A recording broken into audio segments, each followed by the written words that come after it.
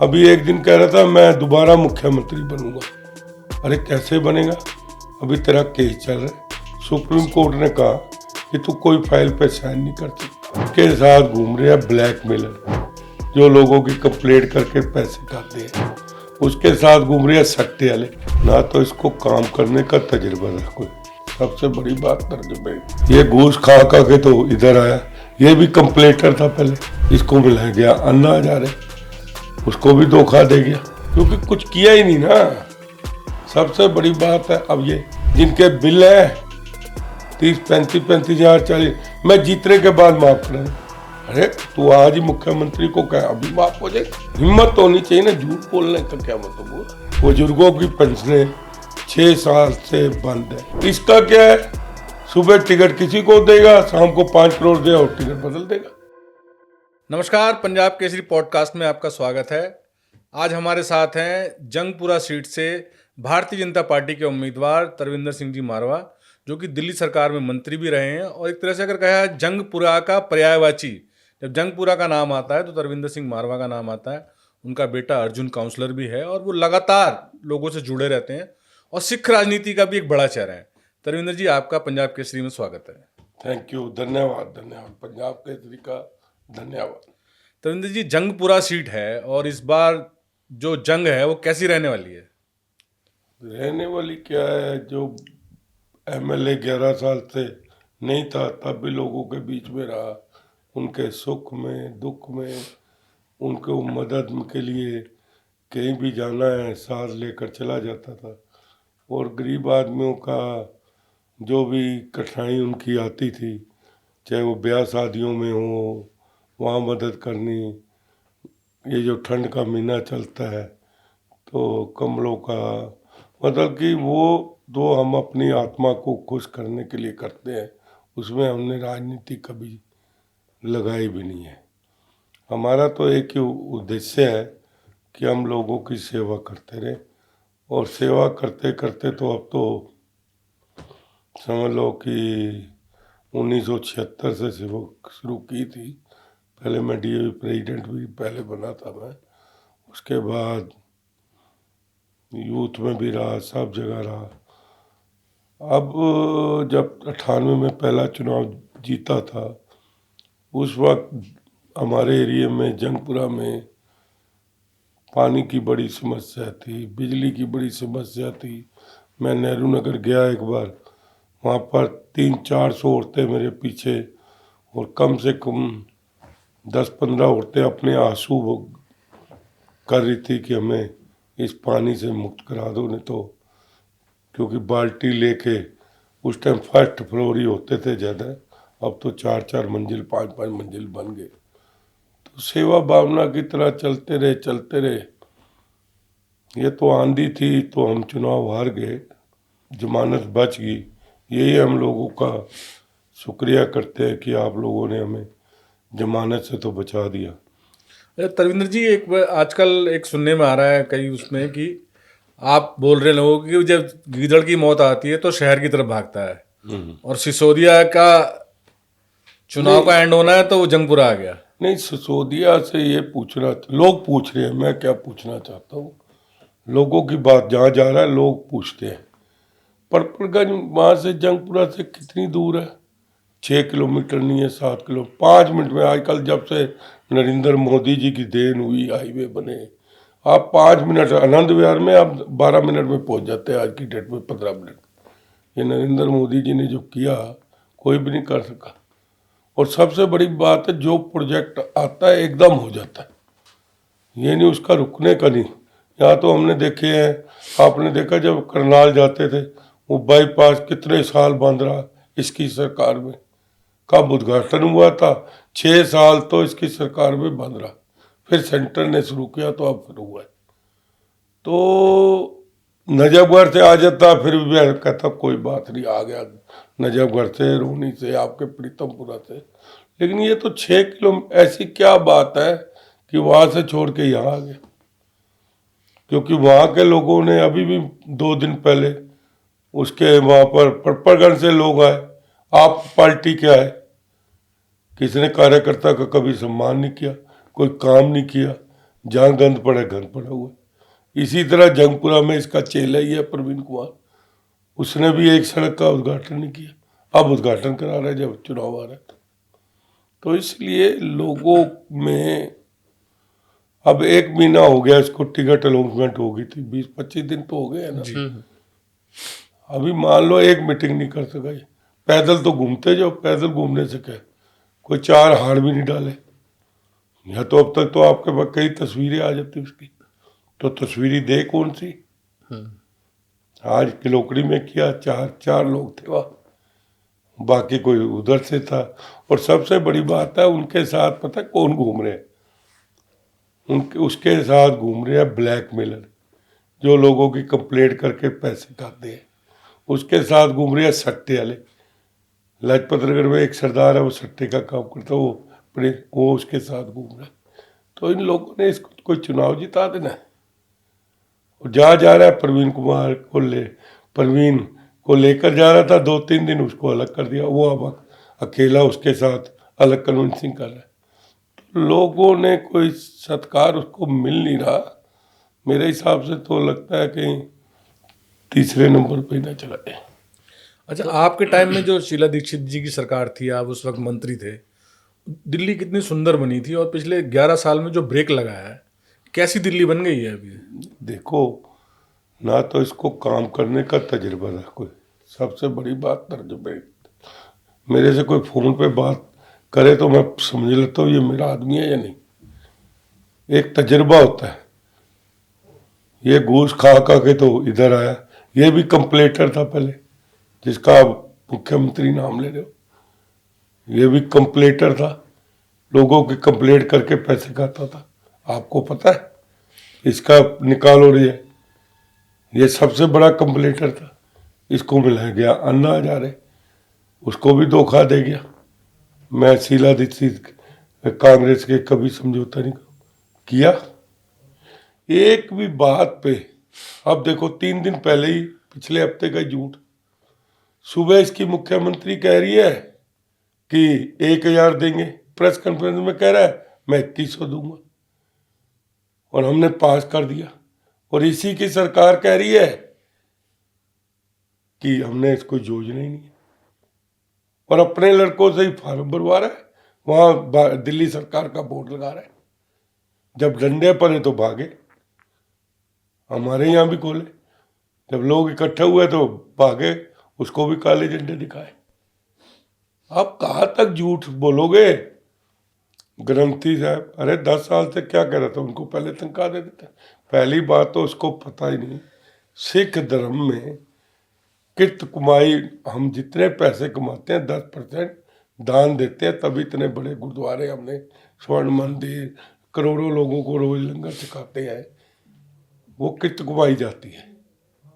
चाहे कोई मिलिट्री वाला हो, चाहे गरीब आदमी है, वो अपने जेब में से कुछ ना कुछ गुल्लक डल। तो इसको पता ही नहीं है कि हमारे धर्म में है ही नहीं कि हम फ्री का किसी से ग्रंथी हमारा पैसे ले। अब पंडितों की बात करता है, पहले तू 10 साल कहाँ था, पहले दे देता ना, मना किसने किए? फिर तू एक धर्म को तो दे दिए तूने, बाकी धर्म नहीं है। अब वो भी 16 महीने की तनख्वाह हो रहे हैं, मतलब कि हद हो जाती है। इसने क्या किया, मैं चैलेंज करता हूँ, मेरे सामने बैठा दो, इसके आंसू ना निकल आए तो, क्योंकि कुछ किया ही नहीं ना। सबसे बड़ी बात है अब कह रहा है मैं 35 जिनके बिल है 30-35 हजार 40, मैं जीतने के बाद माफ करा दूं। अरे तू आज ही मुख्यमंत्री को कह, अभी माफ हो जाएंगे?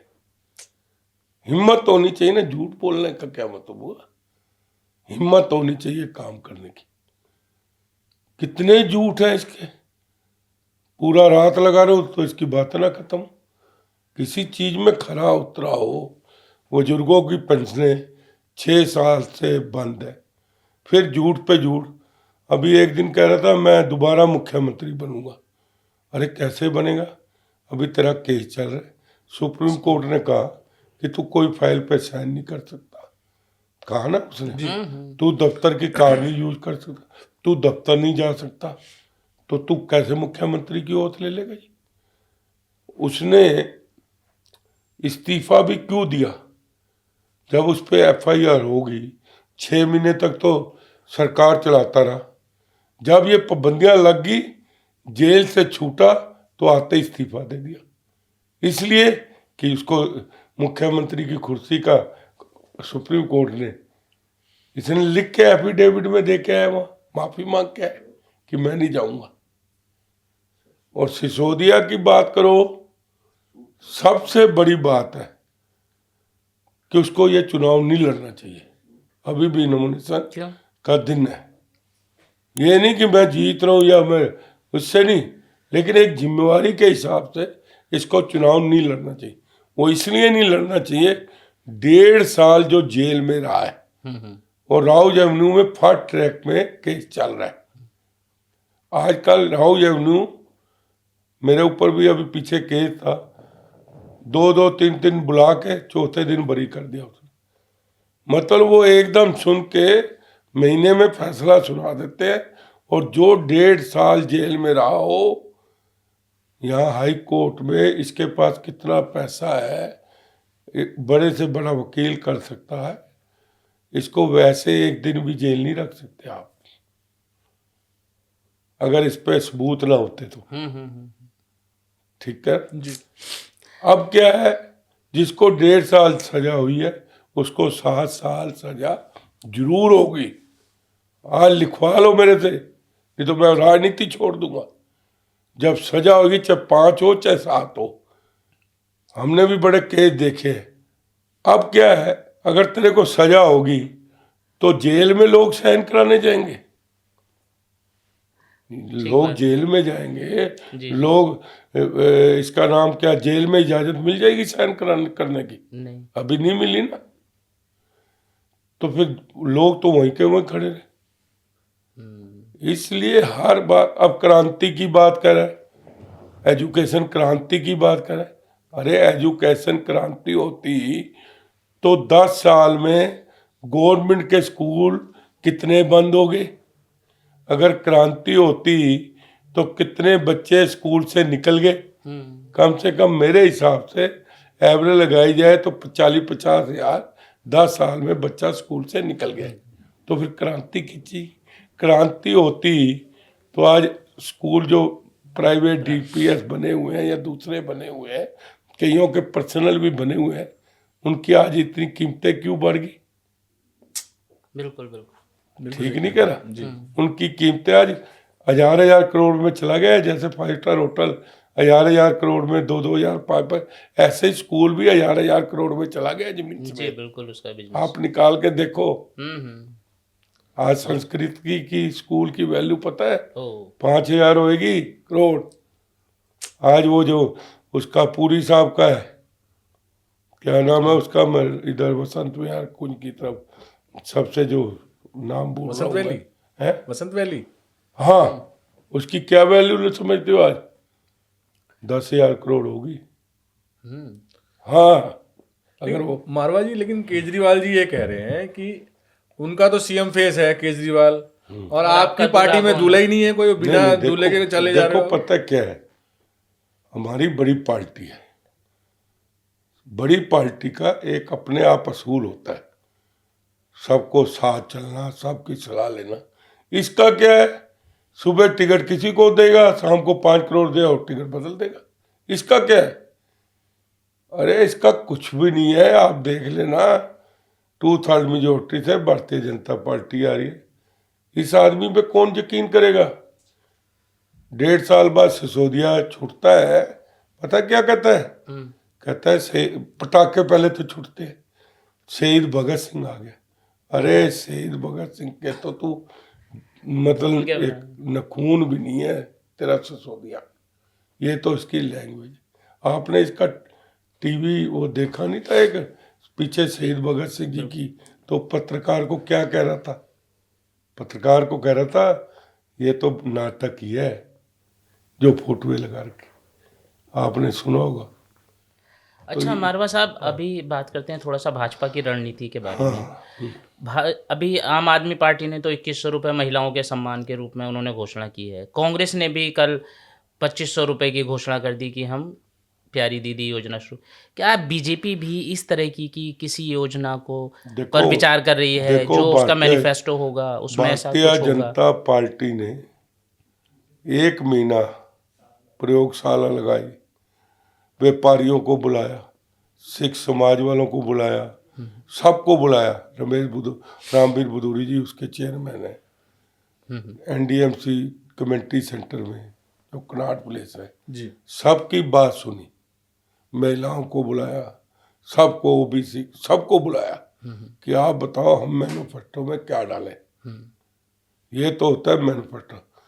इसने अगर 2100 की योजना शुरू भी करनी थी तो मैनिफेस्टो में लेके आता ना। ये क्या कि रजिस्ट्रेशन मैंने कर दी, मुख्यमंत्री जाके रजिस्ट्रेशन किस चीज़ की, और इसी की सरकार ने कह दिया कि हमारे ऐसी कोई योजना ही नहीं। झूठ पे झूठ, वही तो कह रहा हूँ ना, झूठ पे झूठ क्यों बोल रहा है। वो तो आपको मैनिफेस्टो आने वाला है, वो तो सबकी सलाह से दिल्ली वासियों के लिए आया तो है। आपको लगता है क्या इसका जो ये जो कांग्रेस ने और आम आदमी पार्टी ने जो घोषणाएं की है, इसका इम्पैक्ट पड़ेगा इलेक्शन पे?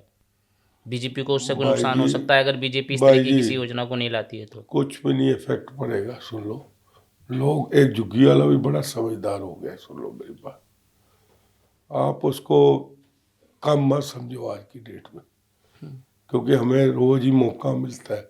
हम झुग्गियों में जाके खाना खा लेते हैं, हम उनकी बातें सुनते हैं, रात को वहीं पर मूंगफली बांटते हैं, वहीं पे बैठ के आग सेक के आता हूँ, वहीं रोटी बनवाता हूँ। अब वो झुग्गी वाला नहीं रहा। एक एक झुग्गी वाले के लड़का भी 30-30 हजार रुपया तनख्वाह ले रहा है। लैपटॉप घर में रखा हुआ है उसने, मोटरसाइकिल नहीं रख रखी है, और वो झुग्गी वाला नहीं रहा कहीं सोचना। समय बदल गया है। मैं तो हैरान रह गया, एक के 3 लड़के हैं, तीनों लैपटॉप रख रखा है।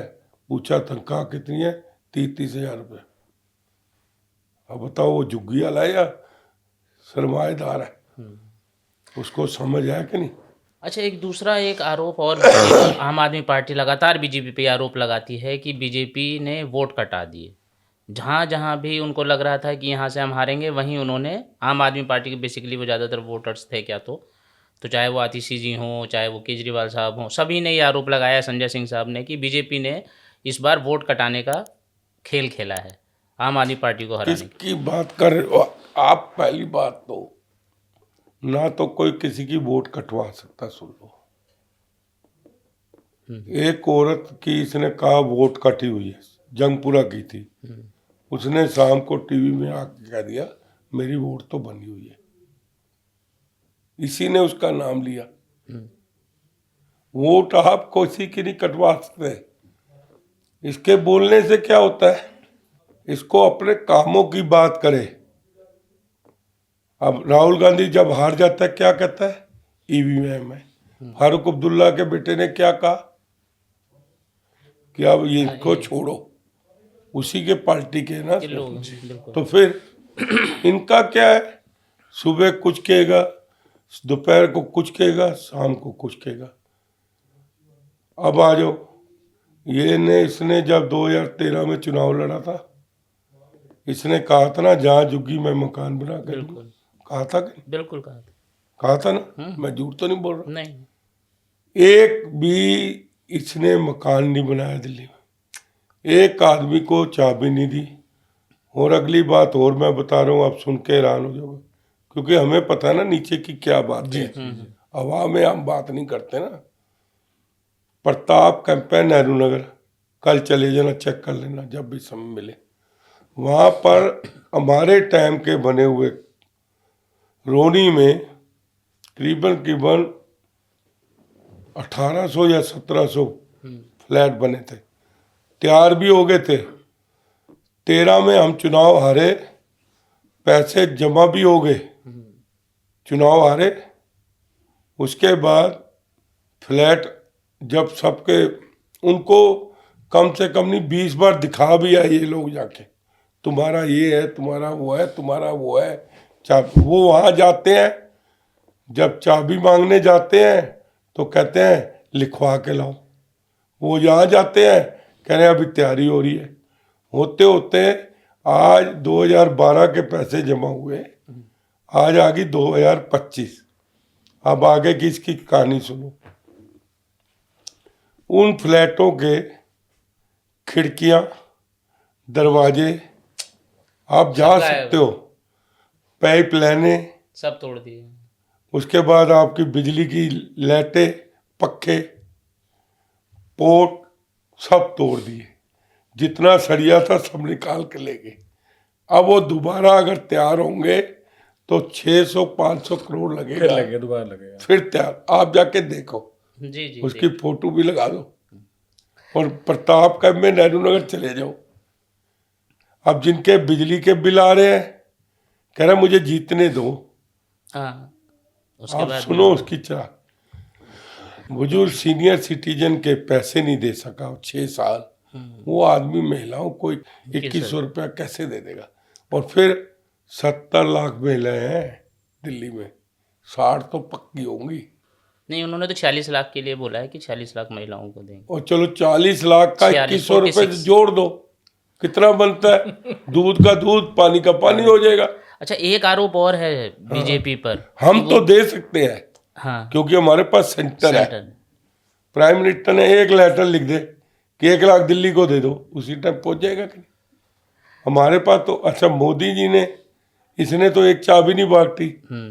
ये मेरे सामने आए ना, तब मैं इसको बताऊं कि तू है क्या। कि कहा मोदी जी को 4 लाख है, आपने अभी 8,000 दिए थे। अरे हमने दिया तो था, तूने क्या दिया? और उसके बाद अब आपको बताऊं, मोदी जी ने अब ऐलान कर दिया ना, जहाँ झुग्गी यहाँ प्लाट।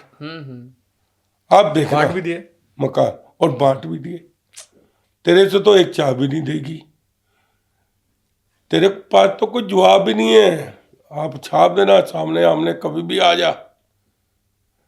तुमने ये किया सिर्फ घोटाले के अलावा और कुछ नहीं किया इसने। चाहे वो दिल्ली जल बोर्ड हो, चाहे और इसके पैसे भी बता दूं कहाँ पड़े हैं। इसके पैसे भी वो कोइन में पड़े हैं। कोइन क्या होता है? बिटकॉइन। अच्छा, जो कोड नंबर इसी का है, तभी तो लैपटॉप में ये आता नहीं है। लैपटॉप गया कहाँ इसका? या इसकी घरवाली को पता है या इसको पता है उसका नंबर क्या है? क्योंकि इतने पैसे ये घर नहीं रख सकता। कितने पैसे सोच रहे आए हैं इसके पास?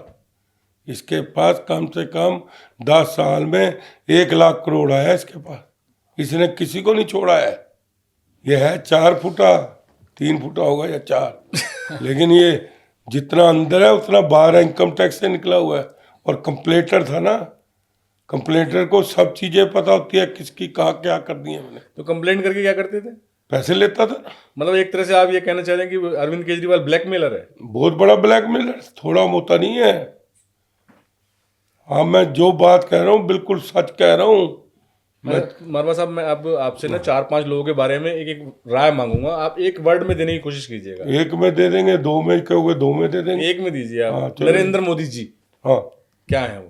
क्या मानते हो आप उनको? नरेंद्र मोदी जी को मैं भगवान की, जो आत्मा भगवान की रूह है, वो नरेंद्र मोदी जी में। अमित शाह जी? अमित शाह जी भी।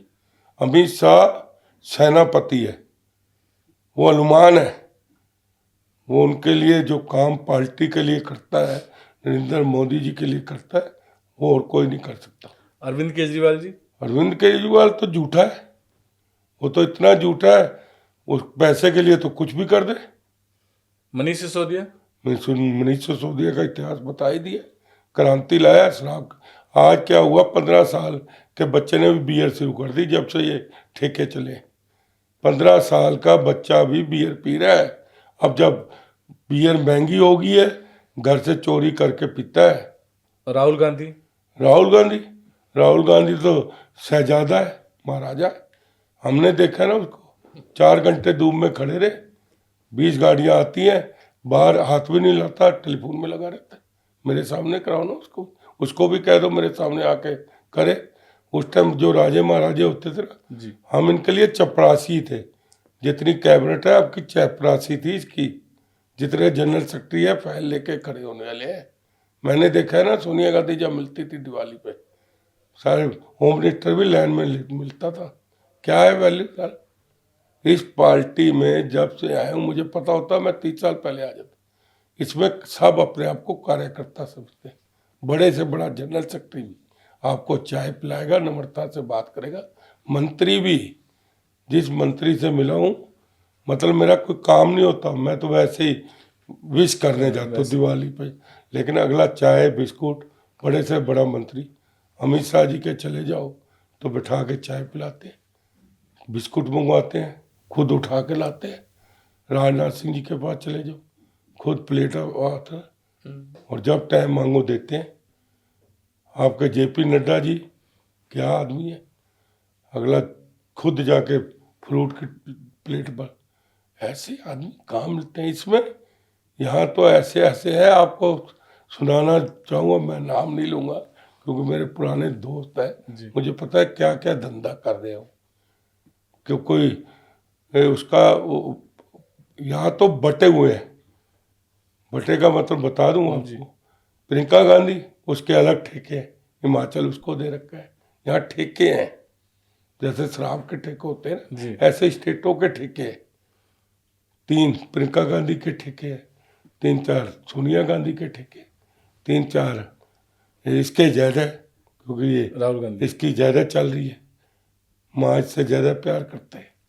जो आदमी मनमोहन सिंह का कैबिनेट का फैसला फाड़ दे, अरे तेरे में इतनी समझ तो होनी चाहिए कि एक शरीफ आदमी प्रधानमंत्री कोई कैबिनेट का फैसला होता है तो उसको बुला के कह देना कि ये मुझे पसंद नहीं है, इसको हटा दो, दोबारा कैबिनेट मंगा के उसको कैंसिल कर दो।